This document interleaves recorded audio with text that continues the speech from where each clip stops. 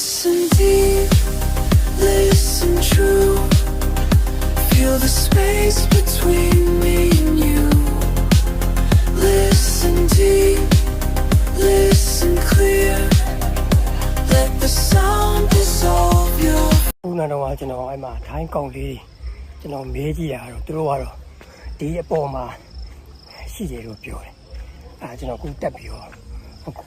သွားရှာနေပါတယ်ဖုန်းစီကဘယ်လိုဖြစ်တော့ကျွန်တော်ရှာတဲ့ခါချင်းမတွေ့ရတယ်မသိသေးဘူးဟယ်လိုအားလုံးပဲမင်္ဂလာပါအခုကျွန်တော်သွားမဲ့နေရာကတော့ချင်းမာရဲ့အလှဆုံးနေရာဖြစ်တဲ့မက်ကပေါင်ရွာပဲဖြစ်ပါတယ်အခုကျွန်တော်ဟိုပေါ်ချင်းမာရနေအခုဒီဘောကားကြီးပေါ့မက်ကပေါင်ကားကြီးဘန်ကားကြီးကနေကျွန်တော်ချင်းမာမက်ကပေါင်ကိုကျွန်တော်ဟိုပေါ်2 နာရီပွဲကျွန်တော်ကားနဲ့တော့မှာပါဒီမက်ကပေါင်ကကျွန်တော်ချင်းမိုင်မှာအလှဆုံးရွာလို့ကျွန်တော်ကြားသိရပါတယ်အဲဒါကြောင့်ကျွန်တော်ချင်းမိုင်မှာတရက်နေ့ဟိုကြံတွင်းလဲပြီးတော့ကျွန်တော်မက်ကပေါင်ရွာကိုတော့မှာဖြစ်ပါတယ်အဆင်ပြေတယ်ဆိုရင်နောက်ထပ်ဟိုမွန်ချမ်းမှာကျွန်တော်အချိန်ရတယ်ဆိုရင်ကျွန်တော်မွန်ချမ်းအောင်မှာကျွန်တော်တက်ပြီးတော့မှာဖြစ်ပါတယ်အခုဒီကျွန်တော်ဒီဘတ်စကားပေါ့ချင်းမိုင်ရနေဒီမက်ကပေါင်ကိုကျွန်တော်ဘတ်စကားကားတူပါပေါ့ဘတ်180ရှိပါတယ်တော့တစ်ချောင်းအပြန်တော့ရောအပြန်ရောဆိုရင်သူကဘတ်350ကျွန်တော်ပေးရပါတယ်ဒါအစင်းတော့ဘလို့ဖြစ်အဆင်ပြေတယ်တန်တယ်လို့ကျွန်တော်ပြောလို့ရတယ်ကျွန်တော်ကတော့အသွားရောအပြန်ရောနှစ်ချောင်းစာကျွန်တော်လက်မှတ်ဝယ်ထားလိုက်ပါတယ်ဟိုမှာကျွန်တော်အနည်းဆုံးညက်သွင်းတော့အနည်းဆုံးချောင်းပြန်ပါတယ်ဟိုရောက်မှာကျွန်တော်ဘလို့တွေရှိတယ်ဘလောက်လှလဲဘယ်တွေသွားမလဲဆိုတော့ကျွန်တော်ရိုက်ပေးတော့ပြတ်တာပြမှာဖြစ်ပါတယ်ကျွန်တော်ဘလို့လေးကိုအားလုံးပဲသုံးကြည့်ကြည့်ပေးကြဖို့လည်းကျွန်တော်ပြောချင်ပါတယ်ခင်ဗျာပြီးတော့မပြောမယ်ဆိုကဲဒါဆိုကျွန်တော်တို့တွေမက်ကပေါင်ကြမှာပြန်လဲသုံးကြည့်ပါခင်ဗျာဟောနောက်တစ်ခုမေးလို့ကျွန်တော်ရဲ့ဒီ YouTube channel လေးနဲ့ဒီ Facebook account လေးကိုလည်းအားလုံးပဲ follow လုပ်ပေးကြပါမယ်ကျွန်တော်ပြောချင်ပါတယ်နောက်ထပ်မတူညီတဲ့အထူးကြတဲ့ blog တွေအကြောင်းအရာတွေနဲ့တူကျွန်တော်ပြန်လာခဲ့ဦးဖြစ်ပါတယ်ကဲဒါဆိုကျွန်တော်တို့ခဏဆောက်ပြီးတော့မက်ကပေါင်ကိုတော့ပါအားလုံးကျွန်တော်မက်ကပေါင်ကိုကျွန်တော်ခေါ်တော့ပါမယ်ဒါတော့ဟိုပါမက်ကပေါင်တော့မယ်ဘန်ကားကြီးကားရတော့ဒီမှာရှိပါတယ်တူပြီးစီလာ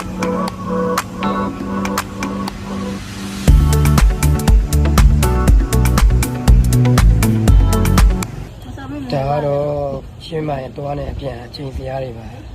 သူကအတွားတစ်ချောင်းကိုသူကဘတ်180အိုးဝမ်းမယ်တွားအပြန်အောင်ဆိုရင်သူကဘတ်350ကြားတင်ပါတယ်ဒါသူဈေးနှုန်းသူကတန်တယ်လို့ပြောလို့ရပါတယ်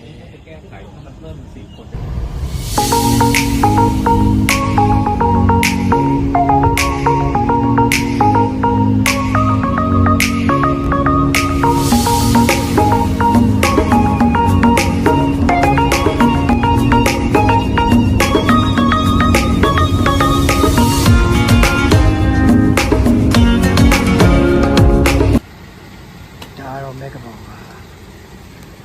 ဒါဒီလိုလေးတာရတယ်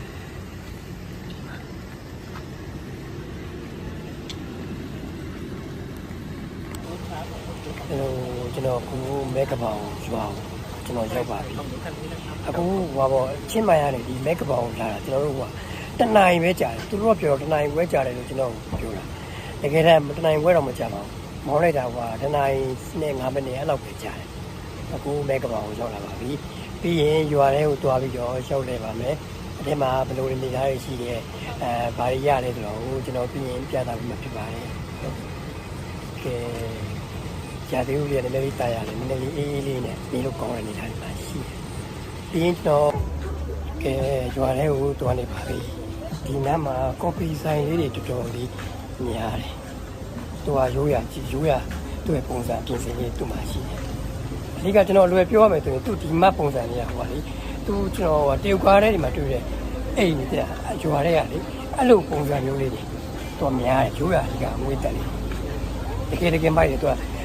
ကျွန်တော်ဘန်ကောက်နဲ့ချင်းမိုင်နဲ့လုံးဝမတူတဲ့ပုံစံအနေထားအပြင်စင်သူ့မှာရှိပါတယ်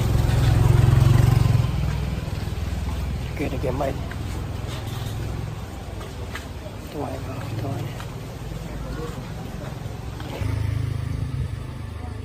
ဒီမှာကြီးဆိုင်လေးတွေပြောက်လာဟာကျွန်တော်အပေါ်တက်ရတာဆိုတော့ဒီမှာတောင်ကုန်းလိုမျိုးအမြင့်နေအရင်များတယ်အဲ့တော့မောတာပဲကြောက်တယ်တော်တော်ညောင်းနေဒါတော့ဘာမှမရှောက်ရသေးဘူးဒီမှာအရှိမမြင့်နေထက်ကြံသေးတယ် home stay ကမတွေ့သေးဘူးမာလည်းမသိသေးဘူးအဲ့ကျွန်တော် home stay အရှိကျမကျွန်တော်မေးကြည့်ရမှာပါ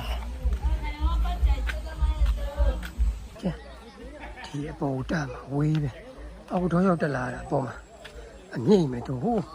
တောင်းပေါ်မှာ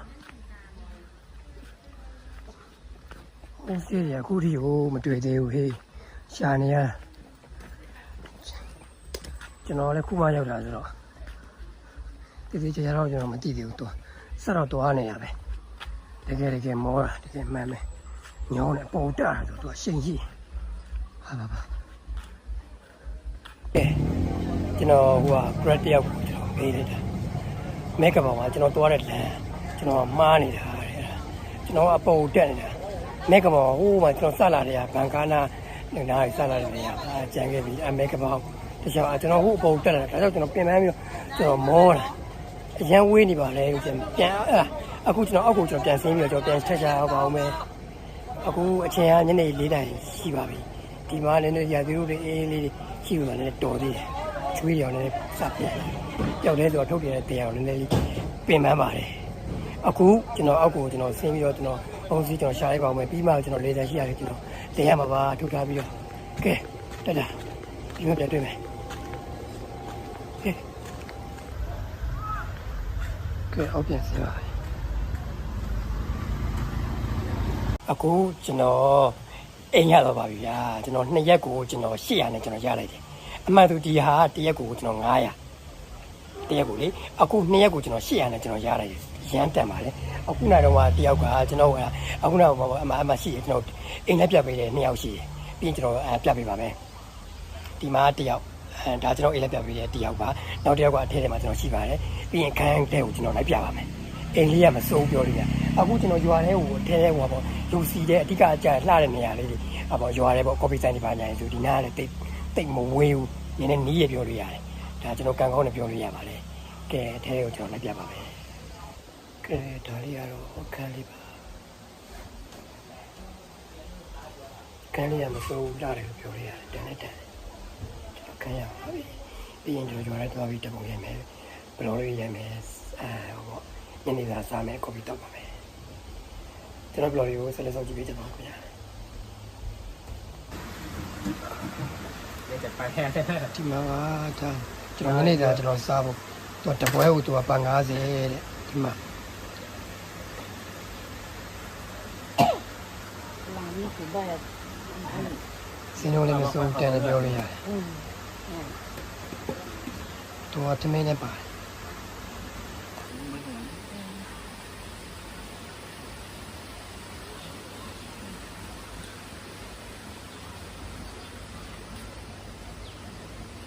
ဒီနေ့လည်း view တော့ share ပဲ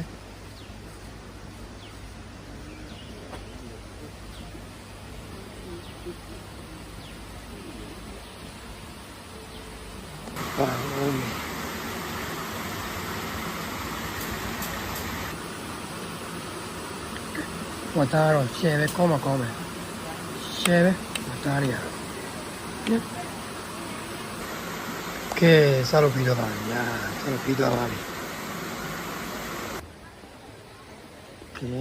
ကဲလာနေတာပဲရှေ့မှာနာမည်ကြီးတဲ့ကော်ဖီဆိုင်ဟိုး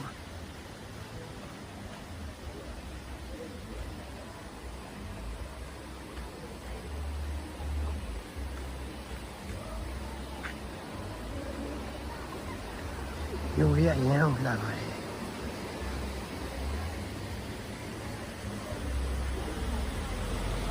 ဟိုးမရှိမှမြင်နေရဒီနာနာမည်ကြီးရဲ့ဆိုင်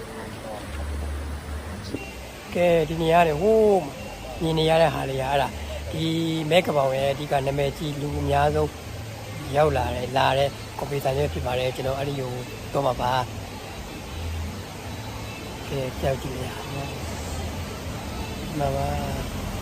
ရအောင်မိုက်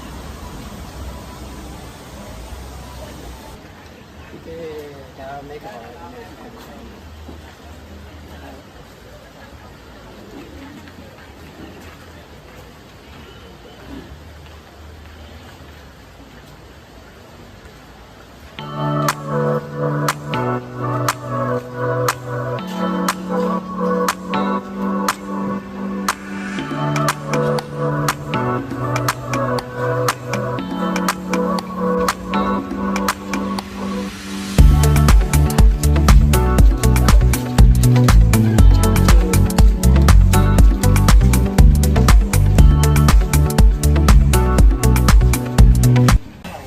หลายร้านเลยอย่างนี้ก็ถ้าเปิดนี่สวยที่เป็นร้านหมูกระทะค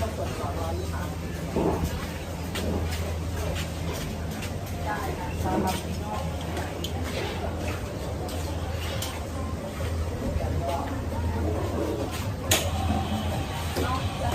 ဒီဘက်ကလူပြီးတော့ပြည်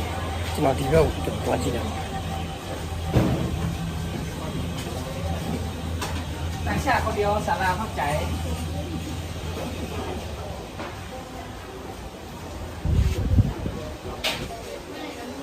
โอเคကွန်ပျူတာပေါ်လို့ရပါတယ်ကဲမြင်တိုင်းပြူရအရင်မိုက်ပါလေ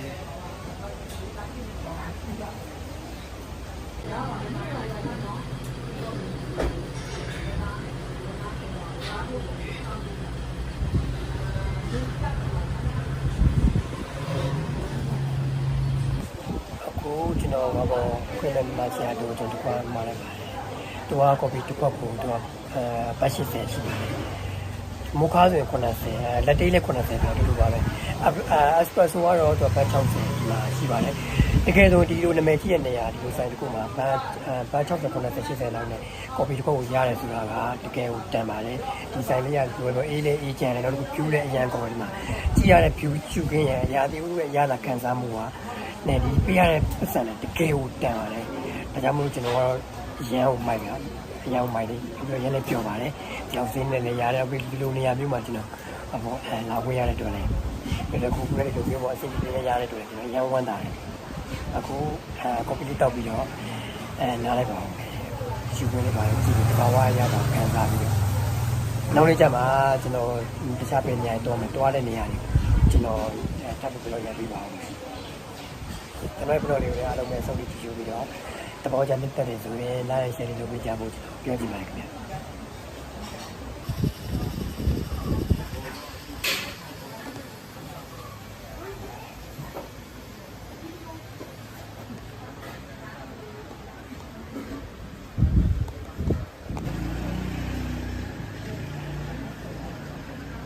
ကဲကျွန်တော်ရဲ့ဒီမက်ကမိုတော်လေးရတော့ဒီလောက်ပါခင်ဗျာ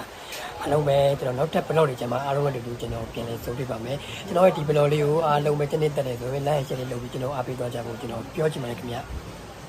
ကဲဒါဆိုအားလုံးပဲ see you next video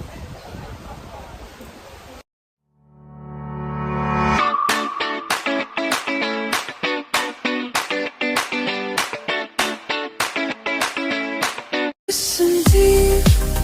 listen true. Feel the space between